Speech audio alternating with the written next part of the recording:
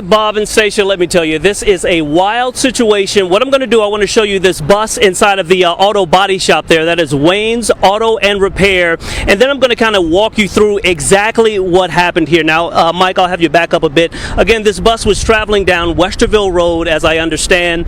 And what I'm told by an official with COTA is the driver was actually cut off by a driver here along Westerville Road.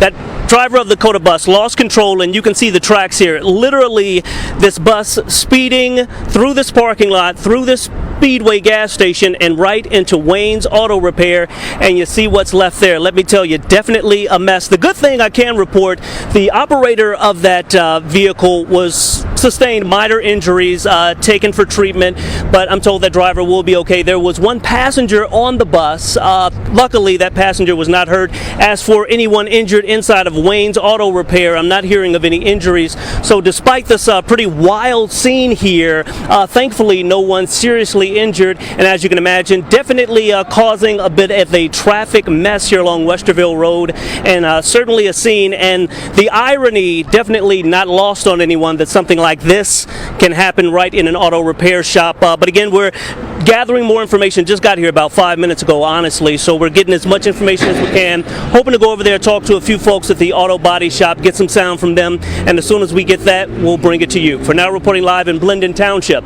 Rodney Dunigan, back to you. Bob and Stacia, let me tell you, I literally have one word for you. Wow, this is quite the scene. Let me take you inside here, and you can see pretty much the aftermath of this accident.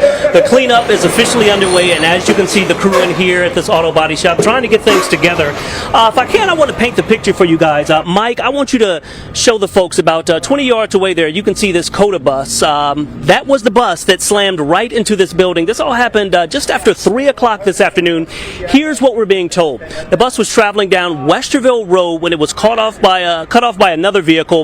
The driver of that COTA bus simply lost control, ran through the parking lot of a gas station there and right into the back of this building. As you can imagine, the folks inside definitely shocked. There was one worker who was working inside at the time. He had minor injuries. Thankfully, he's expected to be okay. The driver of that COTA bus, he actually had minor injuries as well. He was treated, expected to be okay. And there was one passenger actually on that bus when all of this happened. Thankfully, that passenger expected to be okay as well. As you can see for the folks here, the big question is what to do next. A lot of cleanup, and customers, they may be wondering, what's going to happen with my vehicle.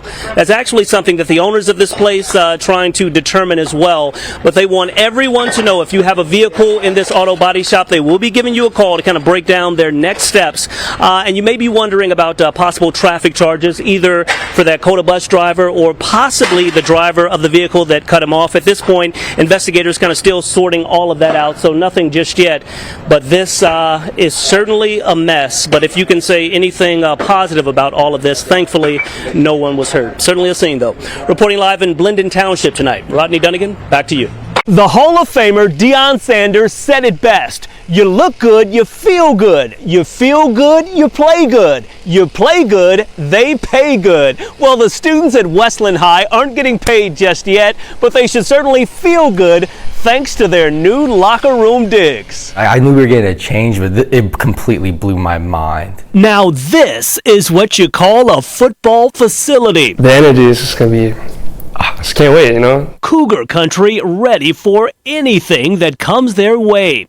Their new locker room setup, impressive to say the least. I wanted it to represent us. I was super lucky to land this project and very honored, man. I've had wrestling practice in this exact room when I was a child. Heading into the team's first game of the season, the Westland High team and coaches giving us an inside look at what's giving them a winning mentality. A lot of memories the whole time I was painting, and very proud. You can really tell that they're buying into the program. The graffiti paint giving the facility and the team a real edge, and they're ready to show and prove. I think the energy is going to be completely through the roof to get to walk through those doors back there for the first time to play a Friday night game. I think it's going to be a feeling that we won't ever be able to forget. Well, it's officially time to get things going. The Westland team hits the field tonight against Briggs High School, and they are ready to get rocking and rolling, and they will be doing it in style. Rodney Dunigan, reporting. Columbus kids heading back to school this week, but before they do, an impressive effort underway to keep them safe. Organizers in Linden doing it with a little pizzazz. The sound of music filled the streets of Linden Monday. Students from Linden McKinley STEM putting on quite the show. It's more so just a culture and a mindset that we want to instill in them. So no matter what happens, no matter what anybody does, we're striving to be great. Band members leading a Stop the Violence Unity Parade through the neighborhood. There's a lot of good things happening. Like I said, these kids are doing a lot of work. Students wearing these Keep the Bar shirts, the message a vital one, urging students and the community to keep the bar high and keep success the aim. It's really like a family with all of them, and they enjoy it. The band is also raising money to get students to the Southern Heritage Classic in Memphis, Tennessee next month, an effort to keep students on a positive and productive path. Rodney Dunigan reporting. This new center is unlike any other facility in the country. Columbus Humane says it will help to meet the needs of the more than 106,000 pets living in homes where families are living below the poverty line here in Franklin County.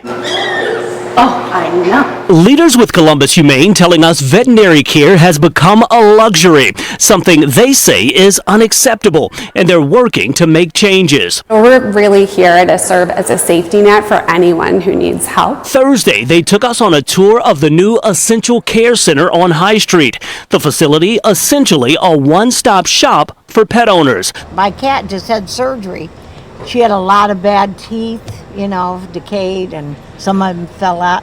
And they only charged me like $165. And I got an estimate from the old vet that I used to go to, $1,500 for the same thing. I mean, it helped me so much because I'm thinking I can't pay $1,500, A fixed-cost veterinary clinic that offers wellness exams, vaccinations, surgeries. A pet food pantry that will distribute more than 20,000 pounds of pet food every week for families in need. Hundreds of Columbus families will be helped here weekly. Relief, because veterinarian services is very expensive these days. And with the price of everything going up, this is going to help. Something else to make note of, this clinic will also offer a veterinary assistant training program. The idea is to train a needed workforce and help to fill the more than 200 current vacancies for veterinary support staff here in Columbus. Rodney Dunigan reporting. A mind is a terrible thing to waste. UNCF is on a vital mission to ensure that does not happen. Over the years, the organization has literally sent thousands of kids from across the country and right here in Central Ohio to college. Columbus City Schools Superintendent Dr. Angela Chapman knows the vital importance of historically black colleges and universities, receiving her doctorate from Tennessee State in Nashville. I, too, personally understand the value of UNCF, the work that they do in our community, and the work that they do to support our students so that they can become the leaders of tomorrow. For more than 75 years, the United Negro College Fund has helped to raise money to provide scholarships to deserving students. Chapman taking part in this year's Walk for Education at Wolf Park. This is really important to our community and really important to us as a school district. Steve Miller with UNCF says it's not only students who benefit from a higher education, but their families as well, literally changing generations going forward. Most importantly, we want everybody to know that a mind is a terrible thing to waste, but a wonderful thing to invest in. ABC6 Fox 28 is a proud supporter of the UNCF's mission. They're focused on making a positive impact in the community. So don't forget, I want to see you right here September 16th at Wolf Park for the Columbus UNCF Walk for Education. Come celebrate with your family and friends and ensure that kids from right here in this community have a bright future. Rodney Dunigan reporting. Friday night football taking on a different focus this week. Schools not only trying to win big, but keep kids out of harm's way. Over the past few days, the heat has been bearing down on Central Ohio, the humidity as thick as a sweater. parents doing all they can the past few days to keep the little ones safe. We decided to come out to the splash pad, have a little bit of water, and cool off. Friday night's game at Grandview Heights High School set to go on as normal, but Thursday the heat so intense, soccer and tennis practice canceled. Concerns forcing Hilliard schools to cut outdoor athletics for middle schools earlier this week. High school kids didn't hit the field until after 7. Nationwide children's doctor Mike Patrick providing a few safety tips. Step 1, stay hydrated. Remember, our skin acts as a radiator. That's where heat gets dissipated. And so our skin really is important in terms of keeping us cool. And so when it's really hot, you start to move more of your blood to the skin in order to cool yourself off. And again, now you have less blood that's going to your muscles and to your brain. And so those are the reasons that you feel a little dizzy and lightheaded. And the biggest thing is to stay cool and drink lots of water. The Ohio High School Athletic Association indicating decisions to delay or postpone regular season contests are determined by each school district independently. The big takeaway from doctors, student athletes should always get plenty of breaks and in the heat of the day, if possible, always practice indoors. And as the sun goes down tonight, that certainly will not be a problem.